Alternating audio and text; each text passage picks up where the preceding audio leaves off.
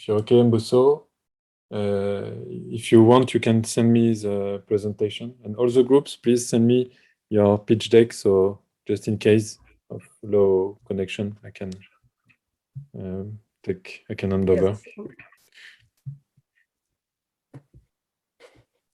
Okay. You share your screen, Mbuso? Yes, I'm sharing my screen. Okay. So education perimeter again, industry perimeter.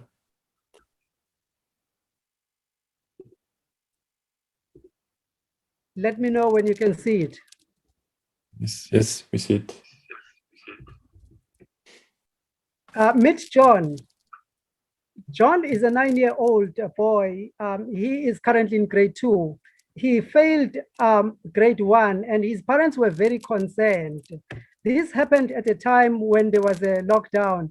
And during the lockdown, his school was vandalized and looted. He was only attending 1 day a week. His parents were concerned that he would become one of the 750 million illiterate adults when he grow up.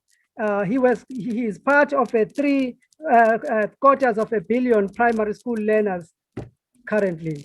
The quality of education is protected by the Sustainable Development Goals. My name is Mbuso Ngcongo. I am a BSc graduate from the University of South Africa. I am supported by a team comprising a social worker, an educator, and a BCom postgraduate risk management student. Our solution to the problem involves an integrated and explorative learning method, which incorporates parents' education. We are saying that by providing this method, we are able to, a parent is able to sign up, and having signed up using their mobile phone, they are able to upload a required evidence to be able to diagnose the current level of a competency of a learner. And the parent then receives daily a diagnostic report and then receives a daily activities that are designed as corrective measures. Behind the system, what drives the system is our real human beings as mentors connected via the internet connectivity, but also an AI bot which is able to, in 3 seconds, conduct a diagnostics that takes into account 5,000 variables that impact on the learning and ability of this particular learner. And this is a typical instruction and activity that would be received by a parent, and the parent will then administer such an activity to a learner. Each activity is designed to take 10 minutes, no more than 10 minutes an instant. So with 20 minutes a day, 1 in the morning, 1 in the evening, then the parent is able to submit evidence. The AI analyzes this evidence that is submitted to, again, modify further activities going forward. 6 weeks later, we find that there's a change and teachers are very impressed. In fact, Johnny had to skip a grade. He's being considered to skip a grade following the improvement in his performance. We have tested our method by exposing it to homeless street kids on the side of the road in 2021 between March and May, and running an open school with 526 children involving 243 parents and 44 volunteers. And what we have found is that the results were incredible. We found that learners were able to perform above norm. And we found that our method really accelerates learning and it improves functional literacy. And therefore, we find that by applying the Blue Ocean strategy method, we have reduced the uncertainty in learning outcomes. We have reduced the time spent learning, dropout rates. We are improving the quality of education and creating a reinforcement environment. This is a market size that is worth over 20.4 billion per annum in 5 years. Our experimentation phase will involve a project between July and December with key partners being the Department of Education and universities. In order to do this, we would require US dollars 25,000. The objectives will be to conduct efficacy tests, usability, learnability, and so on. This complementary method compares favorably over the conventional methods in our view. And we have tested this by speaking to primary schools, ECD centers, as well as parents. We have exposed this through competitions, including the UNISA Research and Innovation Award. We have exposed it to the Minister of ICT and KZN TV and had exposure with UNISA portal.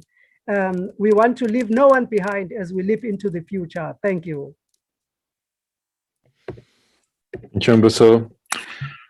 On time, congrats. Stephen, if you have some questions for Mbuso.